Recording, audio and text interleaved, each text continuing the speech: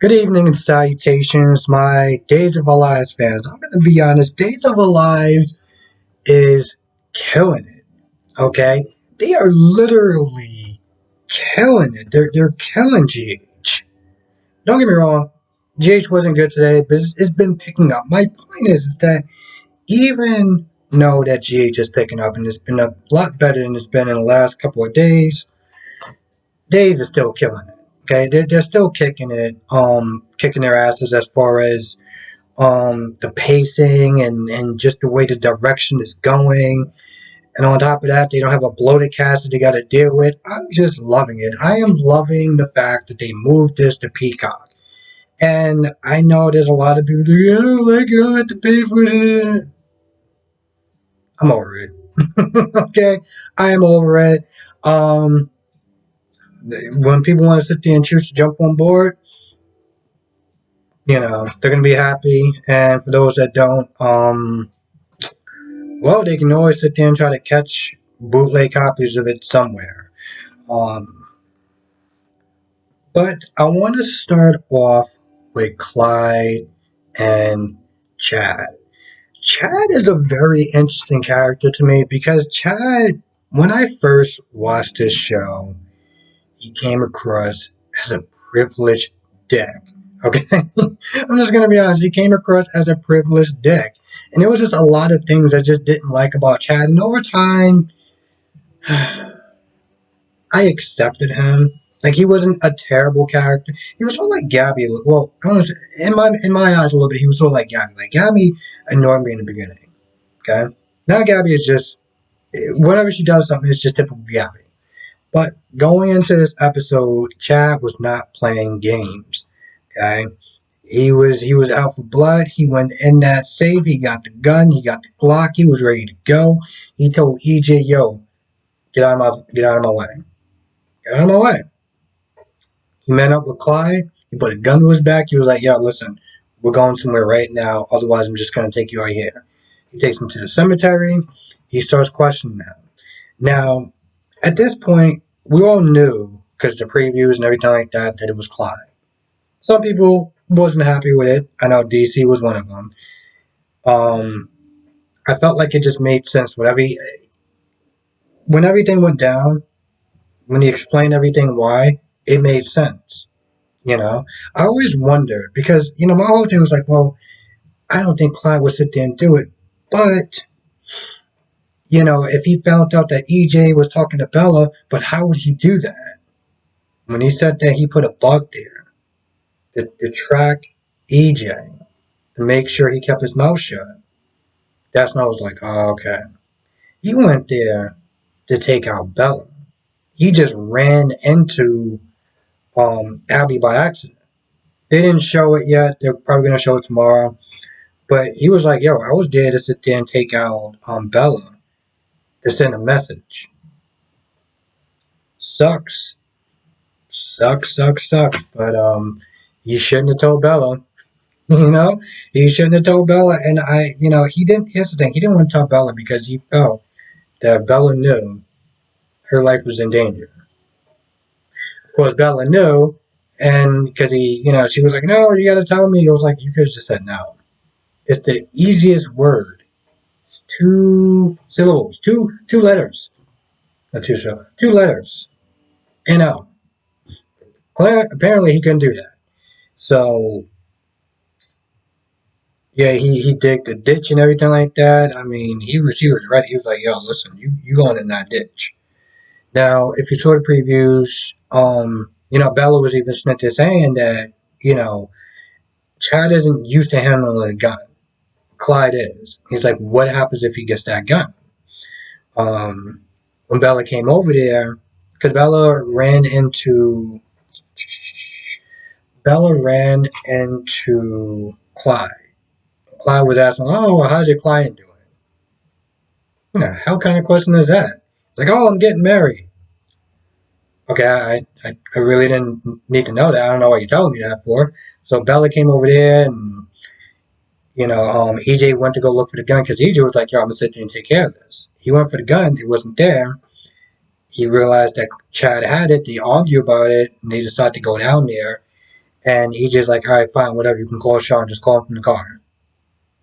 So that went down. Chloe, that woman is just so irritating. Oh my goodness, this is coming from a person who used to be irritated with Gabby. This chick is just annoying. And granted, in the grand scheme of things, she should be, gotta sneeze. She's not there trying to get her dad to stop the wedding. Or to, you know, convince Nancy to stop the wedding. Like, no, Dad, you gotta sit there and do it. She whines about this whole thing the entire time. And Craig is like, yo, listen, I can't do that. I'm the one that broke her heart. She's not gonna listen to me. And from what I understand, he makes her happy. He's been on up and up since then. What am I gonna sit there and say? She's not gonna listen to me anyway. And I don't want to be in the middle of this.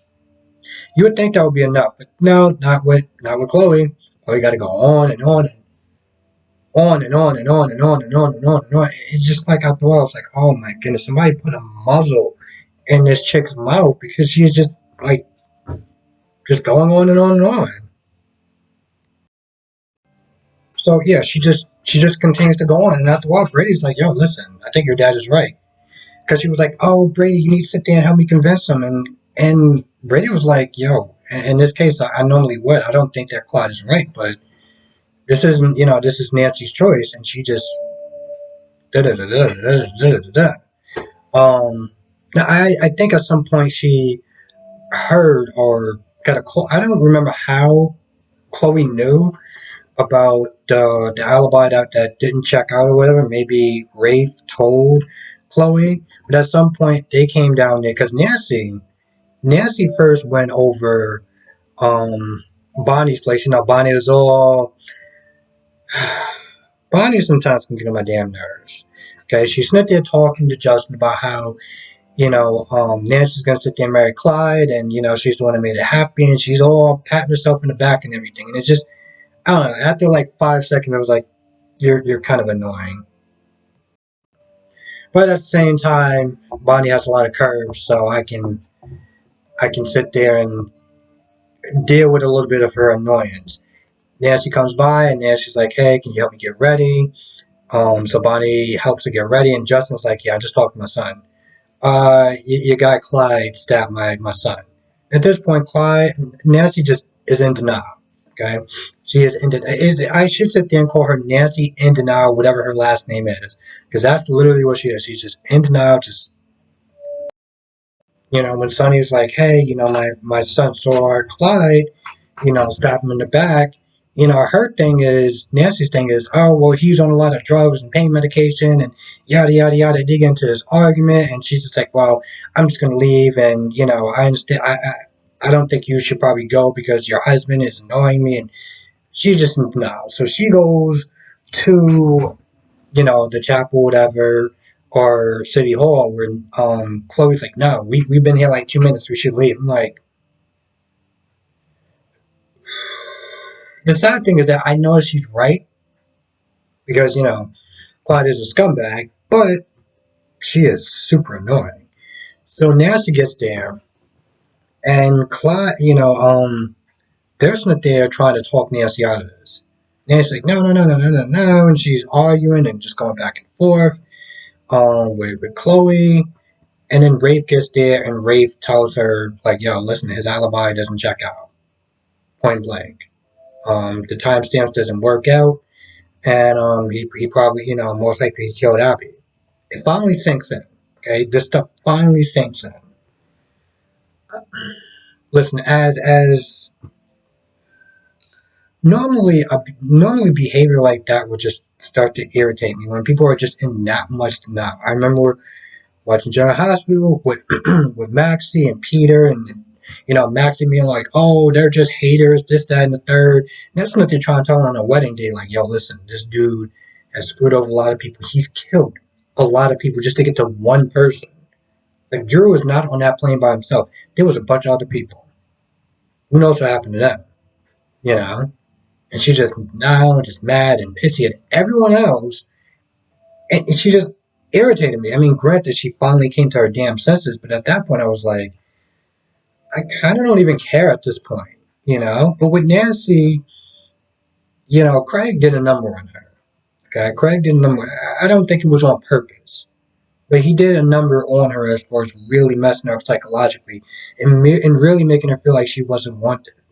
You're finally a guy that wants her, accepts her, loves her, respects her, and everything else, just to find out that it was all a lie. You know that wasn't that was the version he wanted you to see. She was set. She wanted the body. She told her everything. You know what? I felt bad for her. I felt bad for her, and it's very rare that somebody who can be in that much denial and normally I'll be like, mm. But given her circumstances and everything that she went through, it sucks, you know. So felt bad for her. Now Chad, you know, he finds out the whole story. You know, at this point, I don't think he's ever going to forgive EJ. You know, he's never going to forgive EJ. EJ is never going to really forgive himself for that.